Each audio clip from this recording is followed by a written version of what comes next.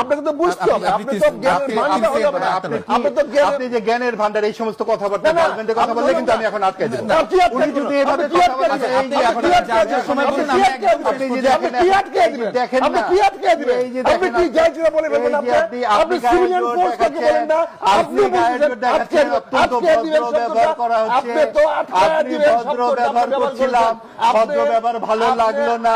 মাওলানা বান্নান হলো গার্ড, উনি বলছেন মান্নানা মাওলানা বান্নান হচ্ছে গার্ড।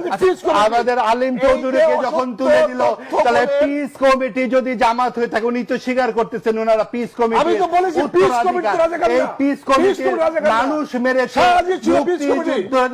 এই সমস্ত যারা মেরেছে তারা এখন আমাদের রাজনীতিতে এসে বড় বড় কথা বলতেছে। এই ভদ্রলোক জামাতের বিরুদ্ধে যে সমস্ত কথা বলেছে এইগুলা এই ভিডিওতে পাওয়া যায়। এই লোক সকালে এক কথা বলে, বিকালে আরেক কথা বলে, জামাতের বিরুদ্ধে এই কথা বলে, আবার 2 দিন পরে দেখবেন আবার জামাতের বিরুদ্ধে বলতেছে। এখন তাদের সাথে আপনি কি কথা বলবেন? আজকে জামাতের পক্ষে উনি বয়ান দিচ্ছেন কি যে এখানে বিহারিরা সারেন্ডার করেছে, তার মানে এখানে কোন সিভিল আর্ম ফোর্স ছিল না, আল বদর আল শামসেরা ছিল না, এখানে রাজাকার ছিল না।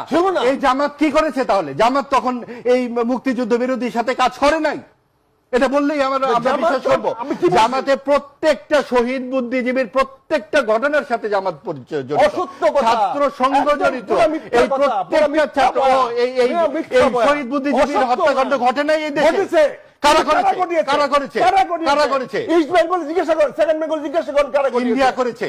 এবং আপনি দেখেন উনি নাকি একজন মুক্তিযোদ্ধা, ওনার ভাষাটা হচ্ছে 93,000 পাকিস্তানি সৈন্য ইন্ডিয়ার কাছে আত্মসমর্পণ করে, এই হচ্ছে একজন মুক্তিযোদ্ধা।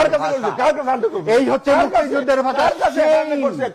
তারা যে যৌথ বাহিনী সেটাও তাদের পছন্দ হয় না। এই মুক্তিযোদ্ধাদের জন্যই আজকে আমাদের এই অবস্থা।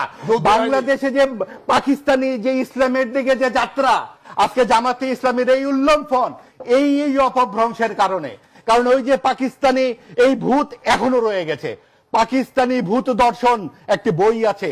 এই পাকিস্তানি ভূত যারা দেখেছিল, বাংলাদেশকে আবার পাকিস্তান তারা বানাতে চায়, এবং পাকিস্তান বানাতে চায় বলেই আবার তারা ইসলাম বিক্রি করে।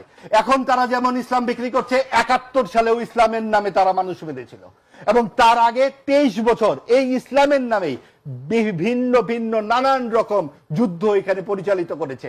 যেই মানুষগুলো এখানে ছিল ক্রমাগত দেশ ত্যাগ করেছে, এখানে ইসলামের নামে যুদ্ধ চাপিয়ে দেওয়া হয়েছে মানুষের নামে, সংখ্যালঘু নির্যাতন, এবং এটা বাংলাদেশের মুক্তিযুদ্ধের সাথে সাংঘর্ষিক।